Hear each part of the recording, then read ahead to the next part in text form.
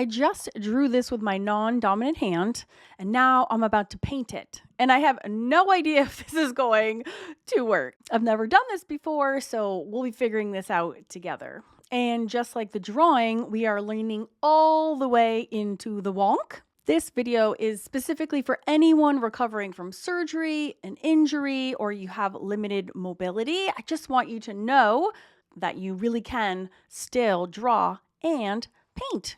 So if you want to head back over to my drawing channel and draw this with me first, you absolutely can. I will put a link in the description box for you, and you can also click that little eye in the top right corner of your screen. The drawing was done with a soft pencil, my black wing, but any soft pencil will do, on a strip of skinny hot press watercolor paper, and I used Graphitin watercolors by Derwent, but please always just use what you got. So I have officially never watercolored with my non-dominant hand before. I've only drawn a little bit. So yeah, my experiences right now, it's a little wonk-tastic, but like kind of, I don't really care. So I'm gonna I put a little bit of the most concentrated bits at the edges, and now I'm gonna just use water, kind of shove it around a bit. You can see how out of bounds my pencil was. I didn't even erase it or fix it. So I'm imagining that this side of the roof is lighter because of where the sun is shining. So I'm gonna just take a little paper towel and lift it so that the darker parts stay to the left. And then I can even just tippy tap some more on the left side. And I think I'll keep the chimneys separate, so I won't make it the same color.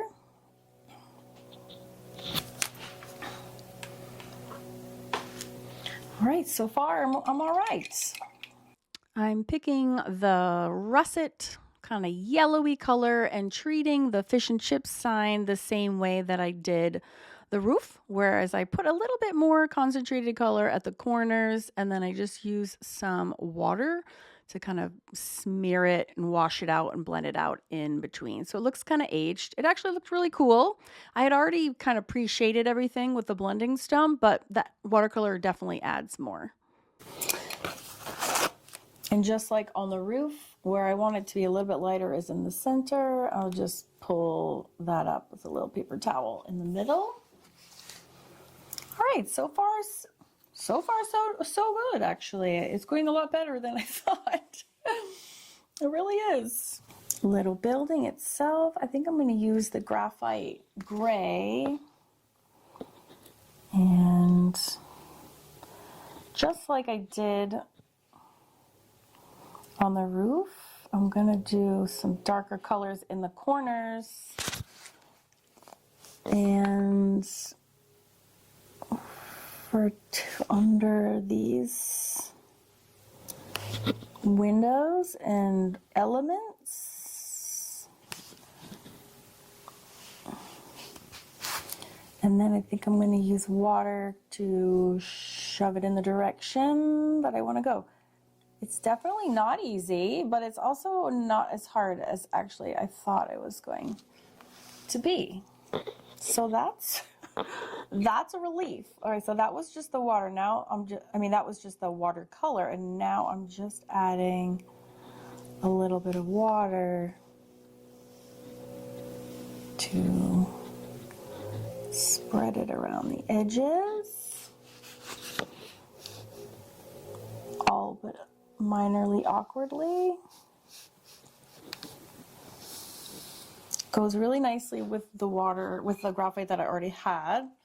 So that's a good way to blur lines, I guess.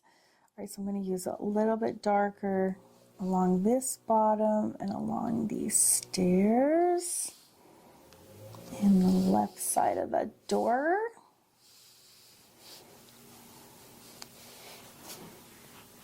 And just a faint amount over there. And then this is just water to kind of blend it in a little bit more, very loosely. All right, now as for the tree trunk, I actually hadn't taken this into consideration. I think I'm going to jump down here to some other graphite colors. This is a graphite yellow from Gansai Tom B. And I think we can add, some in this color. I was going to go down those major cracks and then use water once again to kind of pull it around. So now it's just water. It's definitely awkward. I feel the inability to use the tip of my brush. I feel like I can only use the side of it weirdly. Or maybe that's because I know I probably won't be able to. Maybe my body intrinsically knows that I won't be able to do details. But I seem to want to use the side of my brush. So I'm not going to fight that. I'm just going to kind of go with it. I kind of like trust that my body knows what's happening. Like, okay, we can't do that. So we'll make do with this. Sort of the side of the tip. It seems to be all that I can sort of manage. I'm just going to run this around the upside as well. And down the left. And perhaps along the bottom. Yeah, super awkward, but not super impossible.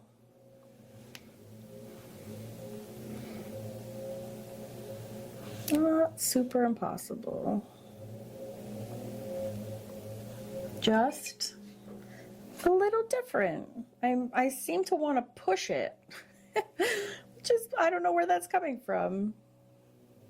Whereas if I was working this way, I would for sure be going top down, but this seems to be reversing also my brain as well as my hands. Fascinating. So let me know in the comments if you have tried this and if you have different line personalities. All right, I'm going to try to make grasses over here. See how that feels. I feel like the short, quick strokes I'm able to do all right. It's the long, detailed ones that I'm like, eeh, it's dicey.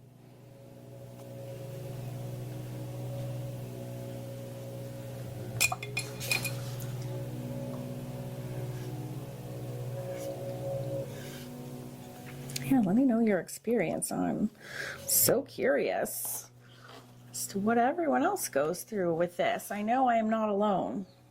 All right, I'm going to dry this so I can get up here and add some red bits. All right, it's time to test my dexterity. Dexterity is for sure not a word. It's not a word. So I am trying this time. I'm like, okay, we've done a lot of large swaths of larger regions, which is awkward. So I really was like, okay, can I do some more exact painting? And it was difficult for sure. For some reason in this hold, I seemed to not be able to get away from this grip that was just like felt the most comfortable to me, which makes using the tip of the brush super difficult. So even though I'm using the tip of one, first of all, it was kind of essential that I use this long round that has a sort of a needle nose tip on it so I could get in that little area.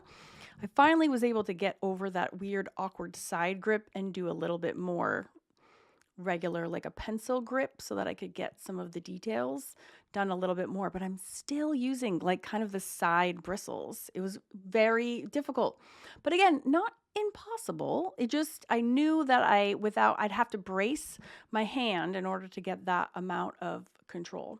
So I used that red color for the heart, the awning, and the fish, and then I'm going back and using the same color I used on the fish and chips for the window and the door and the basket holding said fish and chips. So it was okay.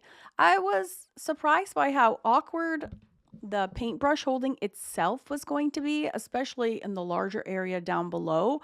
It seemed I only wanted to like push it instead of pull it, which is how I normally work. So Now I'm going to be trying my kindergarten sky, as I always call it, which is like just making a sky like kindergartners do, which is just swooshing around my mop brush. And actually, I found that to be super hard. I was That's usually the most easy thing in the whole world, which is why I've named it the kindergarten sky. But I feel like I might need to rename that because when I was doing it myself with my left hand, it was super awkward, and I actually felt like yeah, I felt really inept at that. This short flicky strokes I seemed to be better at with my left hand than I think my right hand. So when I did the birds and the drawing portion of it and those waves and the grass flicks, I felt actually very much in control. So I was like, making note of that because perhaps I could use that to my advantage on a regular piece when I'm using my regular dominant hand. So I wanted to have another go at the kindergarten sky because I couldn't get over how difficult it was. Just making those tight circles, it was hard. It doesn't look like I'm struggling, but in real life, I was struggling. It was very awkward. And you can tell I don't have this kind of the bubble circle stroke that I normally do. It looks like big, puffy, happy clouds. And so because my grip was so awkward, they just kind of came out messy, as you can see on either side of my hand there.